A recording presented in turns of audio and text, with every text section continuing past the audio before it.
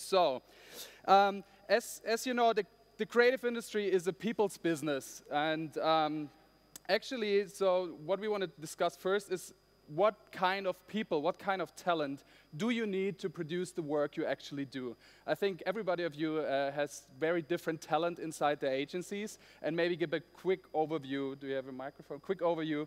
What kind of people do you think you need in order to be a digital agency or be in this post-digital agency world? I'm sure everyone's going to say passionate. I think restless, curious, you know, people who want to break the rules for us, people who don't fit in. We realised that all of us basically were people who hadn't been picked for a sports team at school. Well, as Tim already said, I guess people who are open to embrace the change and who are open to continuous learning because the times are changing so fast, so they have adapt and the situations. I think. Hello? Yeah. Hello, From our point of view, it's most important is that we, especially if we do digital projects and digital stuff, that we include people with other talents, people who maybe can write or can tell good stories or thinking pictures or do something else than advertising all day. And then if you get them into your project, you probably, we tried that, we cannot do it all the time, but we try it, and then you get solutions that differ from others, and stuff that differs is recognized in the market. Well, I think curiosity is something quite important, but honestly, I'm more looking for people who don't look in the past, but see these times really as a chance to produce new things, who don't look back, but more into the future, who are curious to produce really new innovation, pretty much. Yeah, I think from the creative point of view, I can agree with a lot of things that you said. Curiosity, open-minded, understand technology not as something that has to be developed, but also as a creative potential.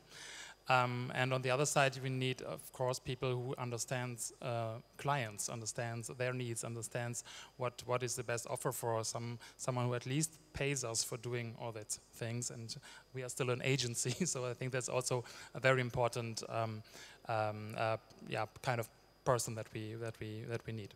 I think what is kind of interesting, Mike, you work very much in design, and how do you bridge the gap between design and technology? From my time at Sinnasrada, I know it is a lot of work to actually get these things together, because like they don't often speak the same language. How do you work at Hi-Res to bridge this gap in order to make good stuff? Well, I wouldn't say that we're coming just from a design background. I mean, design is a major issue, and it's one of our core distinguishments, definitely.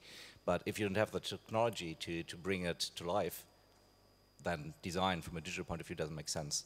So we're trying, which is nothing of a big secret, to talk right away with the technicians to see if it's possible, what we're designing, what we're inventing. And I found it quite interesting always to see that some ideas and influences can come from a digital point of view as well, bringing then ideas to life as well. Matthias, you work with quite a lot of freelancers, and I think it's kind of interesting to see you next to Deep Blue, because they're so different concepts, because you're working basically with the people you need on the job. How does this work to get the right people in as a freelancer thing? Well, actually, I think the freelancer discussion has two aspects. The one thing is that the working culture, as you also said, has really changed. People want to do other stuff, and a lot of really good people out there, a lot of good creatives and good technologists you only get if you buy them as freelancers. You won't ever get them. You cannot hire them for a fixed job. So that's the one aspect. The other aspect is that, from my experience with working for big agencies and having been working there for a lot of time, is that in the end, if you have a big team, you sell the skills that are sitting in the room. And I don't want to do that. We want to do solutions that we want to be totally free in terms of the creative weapons that we use. And therefore, we, for every project, for everything, when a client comes up to you, we want to think entirely freely how we solve it. And you can only do that if you don't have massive stuff of skills sitting there and waiting for work all day and only being able to do certain stuff. So I would like to hear your response to that. That's kind of interesting. Yeah, probably. I agree with you. That's. I think it's also a big challenge to be as flexible as you just mentioned. So we also work with freelancing people, especially when it comes to specific technologies, specific new areas where we don't hire complete teams, where we are then working again with freelancing developer teams, freelancing creative teams. And so it's not like we have a bunch of people that we need to, let's say, fill with work every day. So the 150 people who are working at the agency are, of course, let's say, if you like, it's of course, they are creative thinkers, they are project managers, they are IT developers, but these are the guys who get the space to really think out of the box, and then we find out if we can develop it internally or we find a specialist on the market. Tim, you have an idea on that? Yeah, I think it just depends what you're trying to do, and I think that model probably works really well for a scale business that's offering essentially commoditized solutions, albeit original takes on those each time. The originality you might get in each campaign. I think the difference with what we want to do in the more innovative end of the spectrum, the more innovation-based end, is that you don't really know what you're making when you start making it. So there's a different process involved. It's much more like starting with a blank slate. You don't even know necessarily what the problems are that you're trying to solve. You never get a brief, that's one thing. I think it's very, very interesting watching on your website that you say you value diversity and you have many people who also worked for startups before, and as you have no advertising background. I think it's kind of interesting to see the war of talent out there if we talk about people right now. If you have watched the press, Ian Tate, the Chief Creative Officer or Digital Officer of Wheaton & Kennedy, just joined Google. And Ji Lee, a very famous art director who worked for Droga 5, Saatchi & Saatchi, just joined as the first creative director of Facebook. So I'm kind of curious, is it way more sexy now to work for startups and for Google instead of ad agencies? You get stock, right? Yeah, I guess that's part of it. What is your take? How do you want to fight this war for talent? How do you want to win the battle against all these new upcoming alternatives for creative people? Well, I guess you have to be a platform as an agency that attracts people because of your innovation power, because of your culture, because of your openness. If you're a platform where people can really develop, and maybe you train them for the competition when they will stay at you, you're right away, and you have to be nice to the people. I guess we're a little. I think that we have two groups of people working at the moment. The ones who like to do advertising and the ones who like to do the work before advertising happens. And that's basically why people changing and going more to companies working for product development or for service and so on, because it's becoming really a product development and a creation of product rather than just doing the advertising for it. So these are the main two groups, which doesn't mean the one is wrong, the other one is right. It's just really splitting up, pretty much. I want to do a little check on the audience. Who of you guys is actually in the agency business, to get a little idea? Who is on the client side? Okay, a little less. And somebody in consulting? They're always consulting on these kind of agencies. Oh, no, nobody's in consulting. Great. So we get a good idea that these are on the agency. Startups. Is anybody in startup here? Yeah, one. Okay, totally underrepresented. I want to switch to the next DNA building block when it comes to an agency. Is actually the structure. We heard about, we have all these crazy talents, we have all this different stuff. How do you actually manage it? Maybe we start with you, Tim, because you told me you have no structures at all. You base everything on team decisions, and it's basically that chaos close to the point to there is hierarchy. Let's get in a dark room, take a lot of drugs, flick the anti-grav switch, something usually happens. No, that's completely untrue. So we don't have job titles, and we thought that was a good idea. Turns out some people do actually like job titles. It helps you get a career and stuff. But we try and mix it up. I mean, we have as little differentiation between the technology people and the creative people as possible. We don't have top-down kind of creative direction, really. We obviously do at some level. But what we try and do is devolve a lot of those decisions out to teams. And we give teams the tools, the validation processes, the techniques, the kind of lean startup techniques, to have lots of ideas themselves, but to validate those ideas as a group and to make effectively a group project team decision on where they're going. And of course, we bring clients into those teams as well. So we will nearly always have a client sitting with a team right next to a developer, doing the stand-ups every morning, all that kind of stuff. So it's a very different kind of structure. It's very flat. I'm not saying it's you know, there are still problems. They're just different problems. So, I mean, you're the one-stop shop on this panel, so I guess you have to... Would it work without any job titles, without any creative directors? Would Deep Blue be able to deliver work? I don't... There's only 30 of us. Sorry again? There's only 30 of us. Okay, see, so we are 150. So I think we need kind of structures. Of course, they started before I hired there with only 40 guys, and at these times I think the structure was very, very lean. But over the time, you really see people are asking for structures. They also need some idea of who is my boss and who is taking responsibility for what I'm creating here. So I think yes, there's good to have a creative director, to have someone who stands for a specific quality, and all these things I think need to be structured. And as I described, it's getting more and more fluid. So it's not like this is the team now, and I know this is my boss for the next 3 years. So this might change a couple of times over the year even. I think this is a big challenge to get it more close to what you are living, but being also prepared to try to structure as much as possible to get it also efficient. Matthias, so how is it to manage a bunch of crazy freelancers? I mean, like, I find it very, very tough even to see managed a normal creative group. How is it with like a group of total strangers without a real culture together? Actually, most of the freelancers that work for us are quite known to work processes, so they are not like totally crazy and jumping around or doing stuff all day that you wouldn't imagine. So. From our point of view, it is not really hard to manage it. What we are really focusing on is that we create, talking about war on talents, because there is a war on freelance talents also.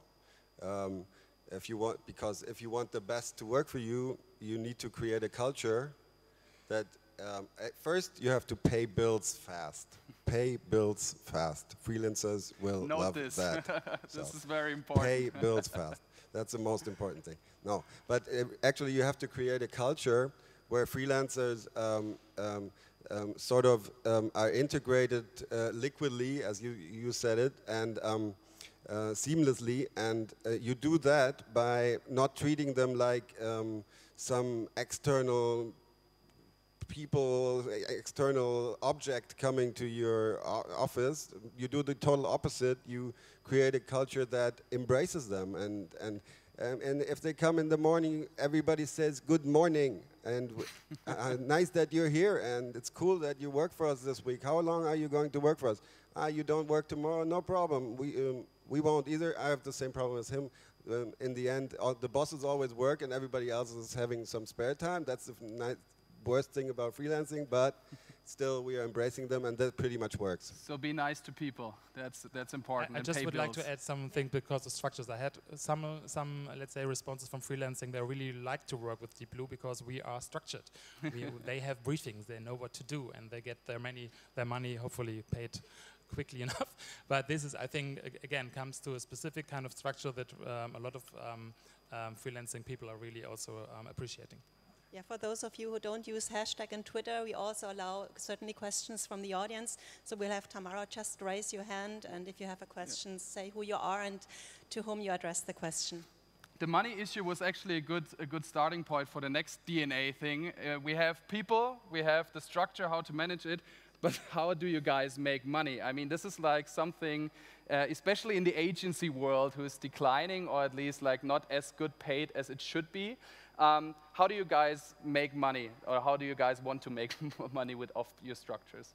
For example, Mike with a studio, is making money with a studio different to an agency when you're a studio?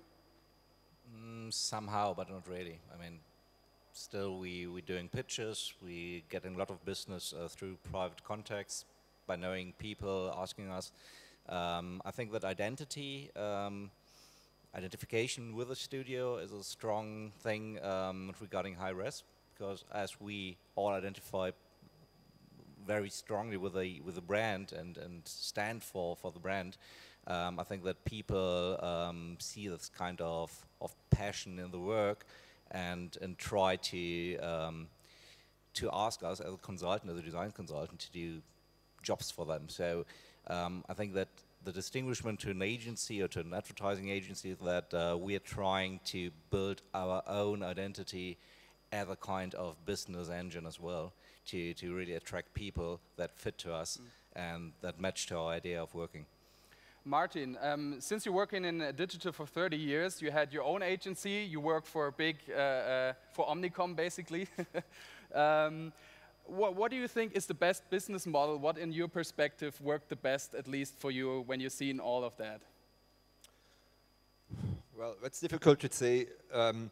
From a perspective of flexibility and agility, the business model was when I founded a small agency, and we were all sitting around the table and we were very interdisciplinary and very lean. That was a very good business model, but if you scale, if you get bigger, it don't work anymore, so you have to find new ways to keep on with culture. So with 30 people is completely everything when you are 300 people.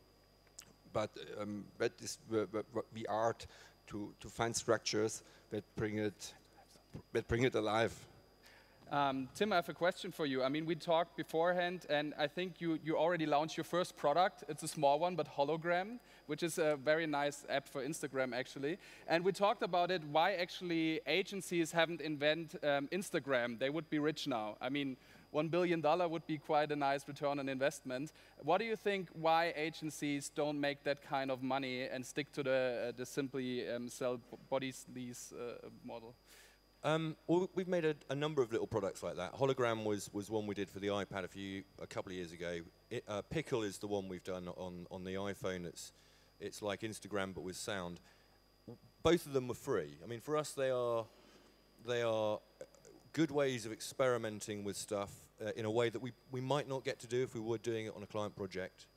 I think we end up with something more worthwhile in our portfolio by investing the time and doing that ourselves, rather than just doing something that, you know, as a store finder on a mobile phone or something dull like that. To your point about whether agencies can make products, I think some of them talk about it a lot. I honestly, I mean, to be really clear, we're not going to be making most of our money from products. We are, but we're going to get clients to pay for them. And, you know, we're not set up to run our own products as separate businesses. There are some companies doing that I think are really interesting. In the UK, we've got a company called Mint Digital, just down the road from us. And they've spun out a couple of products very, very successfully into fully fledged businesses that have their own P&L, their own management teams. And that's an interesting way of doing it. But I think their core business is still being an agency. And I think ours will be for a while. It's good to have your own product as well, though. So we see Deep Blue, you're investing in 4D Pro Reaction Trainer, your first venture, and you want to expand this kind of business. How does it work, and how do you think it works for you in the future? So yeah, this was one of the first ones that has been, let's say, as a physical product. There is also, let's say, if you like services or products that we also develop, like the Werkheim, which is a co-working space in Hamburg that we are running. So the idea is, of course, to have in the near future, hopefully, a broader income perspective at the end. So that we are always keen on looking on new services and new products that we think that are interesting, that we believe in, and there where we invest what we can best invest. That is our marketing understanding, our communication approach, and that's where we invested into it. But the story behind is not only to get, let's say, new areas to be more profitable, which would be nice as well, but also to understand better the client's perspective to understand more about product development, more about sales, and then you can, on another eye level, you can discuss with clients. We're not only the person who takes money for funny pictures. That's, I think, also a very important step. I think that's right as well. I think you have a fundamentally different team of people who are coming up with great product ideas that are really innovative and taking them to a certain stage. And there's a completely different type of people who then come in and make that into a business. And that happens within the startup space as well. There's this moment of transition where, you know, it stops being about the guys who came up with the idea and it starts becoming about Facebook or something like that. So, you know, I think it's good to do. It's great discipline. I also see that when you see what the digital agencies are doing today, when you look on the customer life cycle, it starts from awareness, goes to sales and after sales and all this thing. Before, mostly we were concentrating on all this awareness phase, but now as digital agency, you can support the brand experience that is important today around the whole customer life cycle, because all the touch points are mostly digital today. That means there's a bunch of new possibilities for digital agencies to create new services, new products, to support their clients, new fields that they didn't do before. And that is also very interesting, the business model of these digital agencies. So we come to our last DNA building block, which is actually a vision. I think you can't lead a proper agency without having a vision where you want to go. I like this quote: "The future belongs to those who see possibilities before they become obvious." What do you guys see in the future, and where do you want to lead your agencies? Well, we have a joke that our vision is to be somewhere between Pixar, Lego, and Kentucky Fried Chicken. That's about as far as the vision goes at the moment. We want to make successful products that scale to be used by millions of people. That's the most important stuff. We're not interested in making tiny things that only a handful of hipsters use. You know, we want our mum and dads to be using this crap. Well, a German politician once said, "When I have a vision, I have to go to a doctor." It was Helmut Schmidt. I like this sentence. But the vision for what the vision could be, I guess with all these circumstances we are running around, a vision could be to be a very fast agency who embrace change. I like this when I see your job, because you said exactly what I also was thinking, that really is a good place for people to come there, because they know we're still all the time on the edge creating products, services, and communication for people out there that makes life better, easier, and more fun. Matthias, do you think this both worlds concept will expand and you will scale the freelancer business? Well, that's exactly what the answer is about the vision, because if you're faced with growth topics, and if you're doing the right thing, you're almost always faced with growth topics, then I think the vision has to support of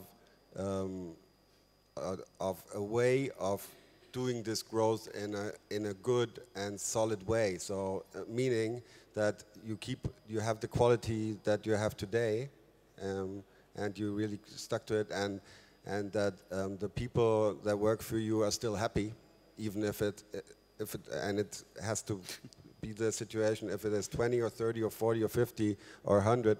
I think the people, it is really important that you're looking out for culture issues, because in the end, if the culture doesn't work out, you won't have a successful agency, or whatever you do, it won't work out. So watch out for the people you work with. Mike, you told me you want to build a next generation design studio. How exactly does that look like? Did I? Yes, you did. Can't remember this. No, honestly, I think that something that we're already facing, that there's a change of the relationship between clients and agencies or studios. I think that we're becoming more and more a partner, somebody who really knows what to do and understand the needs of the client and solve the problem as a partner, not just as a kind of supplier, of a creative supplier. And that would be a nice vision, to become more and more a partner for the client, to develop something together with them. I guess it's a perfect part. Thank you very much, because it's exactly, I mean, we we believe in a vision and also on the, let's say, the mission, how to get there. So, and exactly what you just mentioned is something that we think is very, very appropriate and something that we should invest in to get this kind of partnership, to understand the client needs and really to guide them into all the complexity that there is outside. Because on the marketing point of view, on the structures on big companies, they're getting more and more lean. They don't have that much time to be always up to date on what's relevant for their brand, and they're getting more and more afraid to really miss something. So I think that's the big partnership idea that we would bring into the party for the next years as well. I just wanted to say, you know, for us, a lot of the vision stuff has been getting to be confident enough to walk away from projects and leave. I mean, last year we left about, I don't know, probably £500,000 on the table and just walked away, which for us is a lot of money, because those were jobs where the client themselves possibly didn't have a clear enough vision about the kind of work they wanted. They often come in and say, we want to do something innovative, and they mean a Facebook page, and that's just a bit dull. Yeah, that's the brief. So what we basically did, we talked about all these people, structure, business, and vision. Now I want to do that, what I promised, to open up in the last couple of minutes to the Q&A. We're a little bit ahead of time. So please, are there any questions in the audience for the panel? Raise your hands. The Twitter thing didn't really work. I only see retweets and stuff. Are there any questions? Oh, there's one.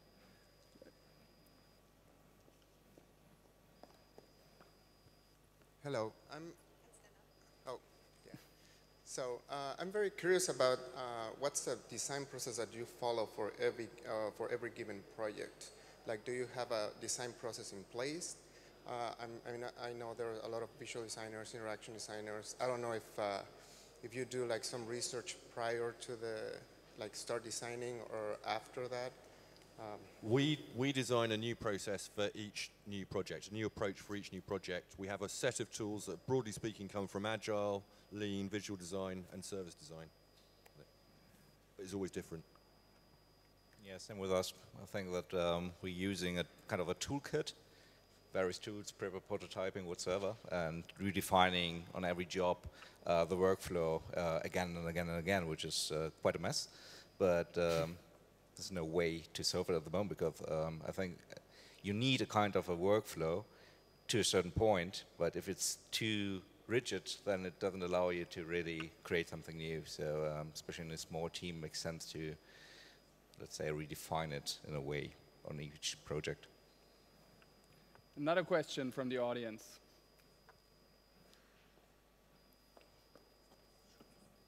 Thank you. Who I am? Well, I'll introduce myself later. Many of you spoke about creative innovation and adventurousness, so to speak, with who you like to have work with you. When these projects come to fruition, what are your tactics to sell this through to your clients? Let me just answer that really quickly. There's no kind of aha big reveal moment. We're on the whole, we're building, it's more like growing something. There's, so then by definition, the kind of things we make that live outside campaign lifecycle are never finished. And we bring the clients along for the entire journey with us. They're part of the conceptual stage. They sit next to us when we're making stuff. They help us when we're testing customer insights, that kind of stuff, getting that, and making joint decisions. So it's never really like that. It never sort of stops. No answer. Another question?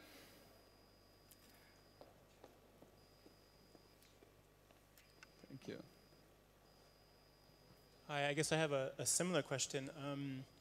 A lot of you talked about, for example, new processes like iterative processes, things like that. My experience is that I often try to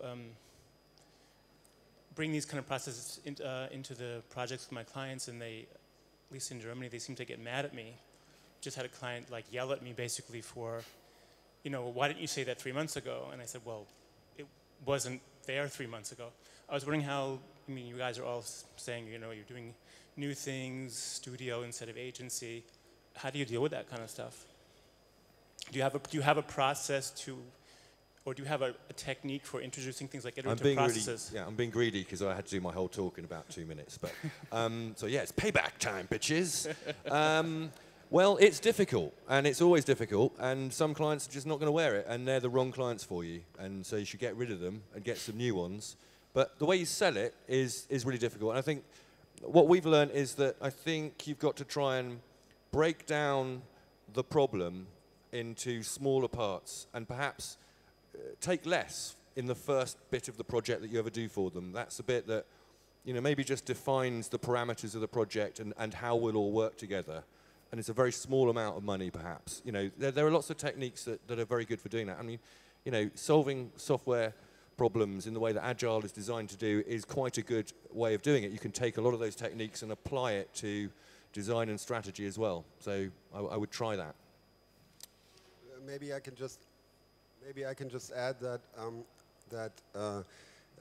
also from my point of view, it's also a cultural topic again, because it's about trust. And if you need, when I worked in agencies earlier, from my point of view, it was more the touch points to clients were more controlled all the time, and just a few touch points within the project process.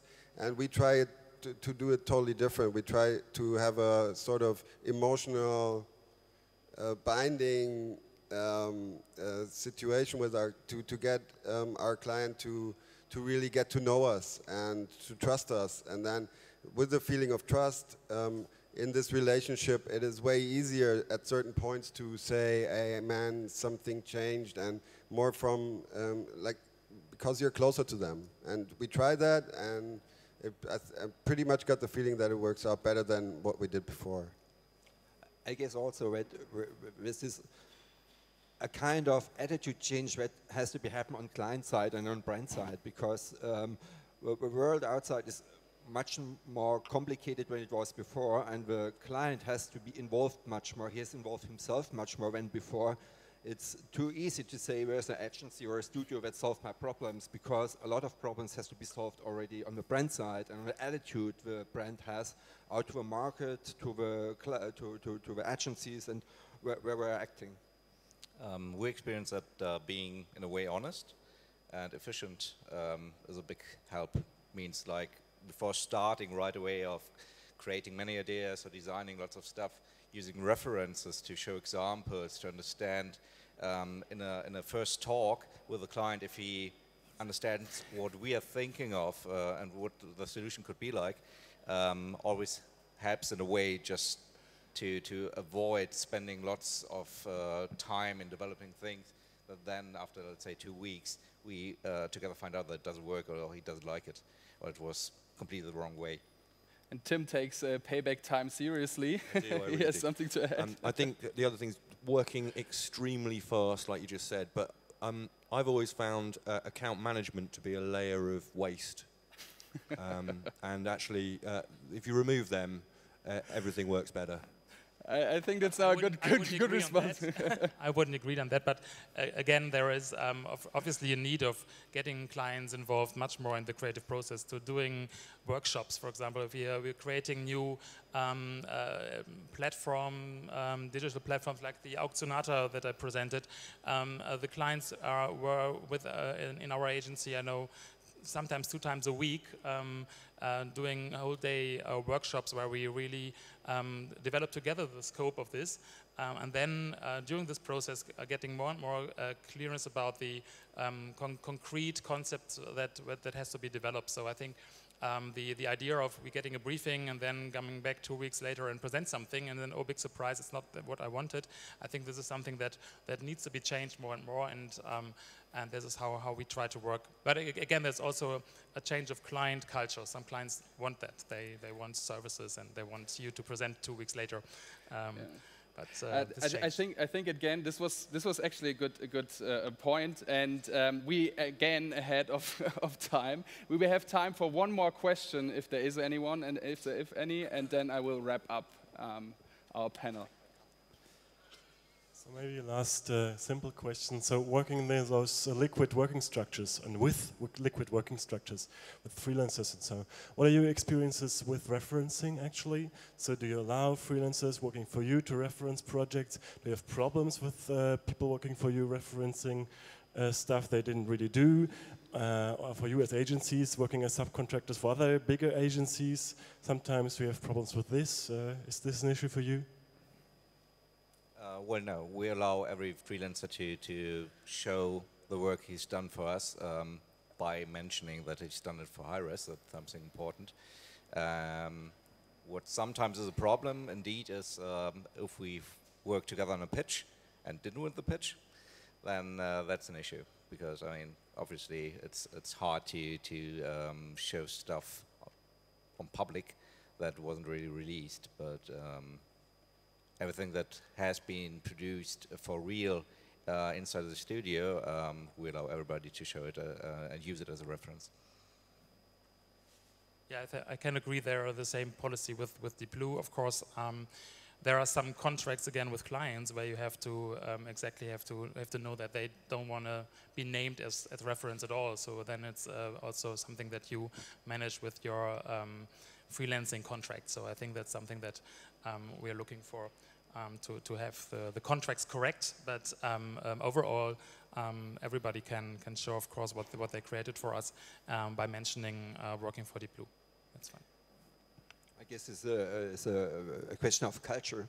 If you want to have an open, vivid network of freelancers who like to work with you, you have to credit them, because everybody who does a contribution to a project has to be credited. It's no question. Great. So we heard today about the DNA of at least your guys' agencies. From people, be nice to people, pay the freelancer bills. Which is kind of important, I guess, for everybody. Structure-wise, we have huge difference from liquid structures to lean agency to trying to different structures.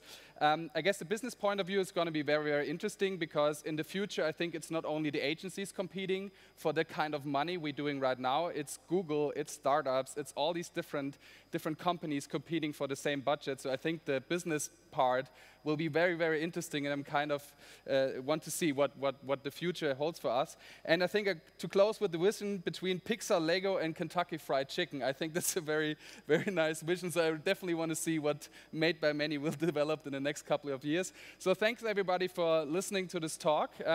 Thanks to the panelists for being here and sharing your ideas with us. And yeah, thank you. Yeah, thank you, Steffen. Thanks, Steffen.